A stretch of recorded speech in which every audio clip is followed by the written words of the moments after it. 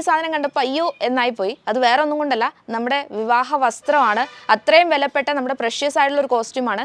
ഈ കേക്ക് മുഖത്ത് തേക്കണ സമയത്ത് നമ്മുടെ കോസ്റ്റ്യൂമിലൊക്കെ ആവും. പിന്നെ അത് ക്ലീൻ ചെയ്തെടുക്കുക എന്നൊക്കെ പറയുന്നത് വലിയൊരു ടാസ്ക്കാണ്. ശരിക്കും പറഞ്ഞാൽ നോറേനെ കൊണ്ടത് ക്ലീൻ ചെയ്യിപ്പിച്ചിട്ട് വേണമായിരുന്നു വിടാനുള്ളൊരു അഭിപ്രായം എനിക്കുണ്ട്.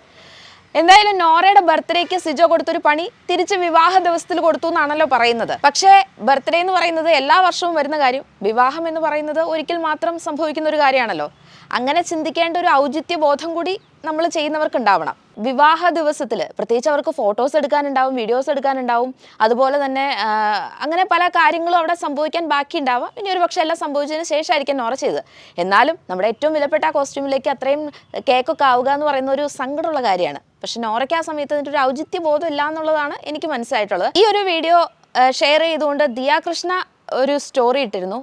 ആ ഒരു സ്റ്റോറിക്കകത്തൊരു ചെറിയ ഭീഷണിയുടെ സ്വരം ഇല്ലേ എന്നുള്ളൊരു സംശയമുണ്ട്. അങ്ങനെ പറയേണ്ട കാര്യം എന്താ, നമുക്ക് നമ്മുടെ അഭിപ്രായങ്ങളൊക്കെ വിയോജിപ്പുകളൊക്കെ രേഖപ്പെടുത്താം. പക്ഷെ അതിനൊരു രീതിയുണ്ട്. എൻ്റെ ആളോടാണ് ഇങ്ങനെ ചെയ്യുന്നെങ്കിൽ അവർ പിന്നീട് കേക്ക് കഴിക്കാൻ ഉണ്ടാവില്ല എന്നൊക്കെ പറയുന്നത് അതൊരു നല്ലൊരു വേ ആയിട്ട് എനിക്ക് തോന്നിയിട്ടില്ല.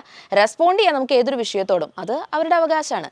പക്ഷെ ഭീഷണിയുടെ സ്വരം നല്ലതല്ലല്ലോ.